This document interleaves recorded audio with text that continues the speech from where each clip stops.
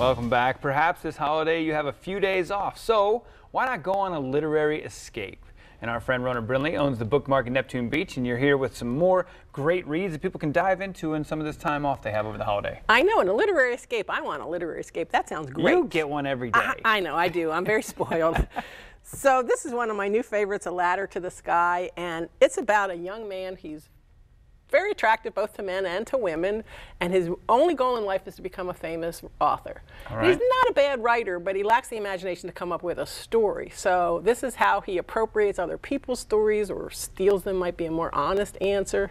That's frowned upon in the writing world, right? I mean, you're not supposed to take other people's stories. And it's frowned upon in life. Yeah. Because you can ruin people's lives by telling things that they may have told you in confidence that now end up in a story. Okay. But there is karma and there is comeuppance at the end, There and so always it's yes, one would hope. Yes, so there will be a certain satisfaction. You'll feel better when you get to the end. So. All right. This is great historical fiction. The House of Gold. It's about a family called the Goldbaums, but it's really based on the Rothschilds, and it's how they consolidate all that power in the central banks by marrying each other and cousins and keeping it all in there legally. Keeping it all in the family. And one of the fascinating things to me was the power they had at getting the United States into World War I because of questions of loans and who had the gold and who had the money and how they could manipulate all that. That's a lot of power. There's a lot of stuff online. If you look up the Rothschilds, there's a lot of stuff online that you can read and dive into, that they've been instrumental in getting us into a lot of different conflicts over the years because of money. And so this is a great way to find out about them without having to get, lost in the... I like it. I like it. So it's historical fiction, so that they can't get sued for libel? Yeah, the names have been changed to protect the innocent, right. All right. I like that one. I'm going to look at that. And a well-behaved woman, this is, rich people on the other side of the pond, and a little bit earlier, this is the Gilded Age, and this is the Vanderbilts. And these are actually named people. Mary Vanderbilt, and this is a question of not consolidating money, but the Vanderbilts needed prestige, and there was a woman Mary, who had the prestige but not the money, and she needed the money, so they came up with this marriage that would be good for both sides, the money side and the prestige side. And how can you get the Astors to talk to the Vanderbilts after all? Right, yeah, everything's about money and power. All right. And now we're going to art. The Collector's Apprentice is a great story set in the 1920s about a woman whose fiancé has broken her family and all of their friends with a Ponzi scheme, so she's been expelled from her family and she's out for revenge. And it has to do with getting artworks back and stealing art, and there's a murder, and again, there's a good comeuppance and revenge. It'll make you feel better at the end, and you'll learn a little bit about art along the way, Matisse and Gertrude Stein and all those good people. Art, love, and scandal. Art, love, and scandal. And so we're back to art, love, and scandal. The Museum of Love. This is actually based on a performance exhibit in 2010 at the Museum of Modern Art in New York, where a woman, the MoMA, Marina Abramovich, sat at a table for 75 days and didn't say a word.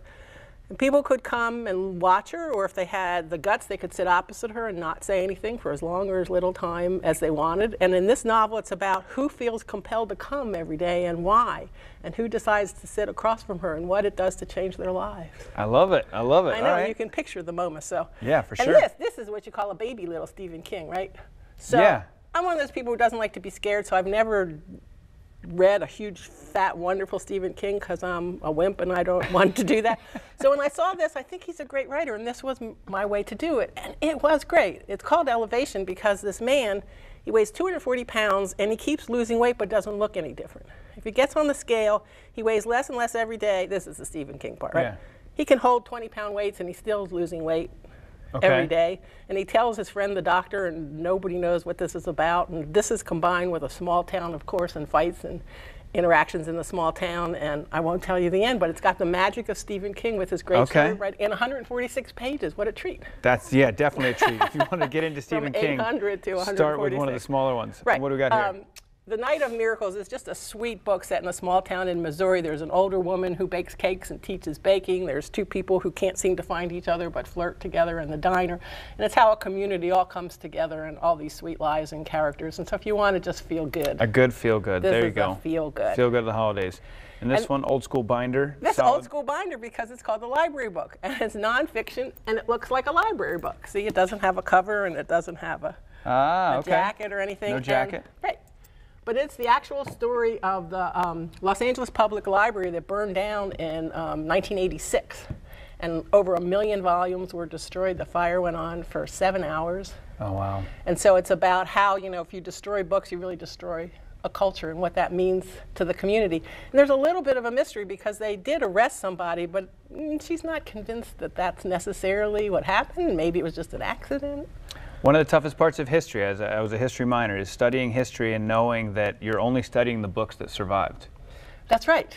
Because so many over the entire span of humanity, and since we wrote books, has been lost from wars and tragically fires. Right. So there are lots of libraries that have been burned over, you know, like you say, in wars and historically, and it is the loss of a culture. If you lose your art, you lose your books, you lose your history and your culture. So it's a big loss. Great stuff, all kinds across the gamut here. Something for everyone. So enjoy that literary vacation. Appreciate it, Rona. And you can get more information on Rona and the Bookmark by either visiting her in Neptune Beach at the store. The address is 221st Street, or by heading to her website, which is bookmarkbeach.com.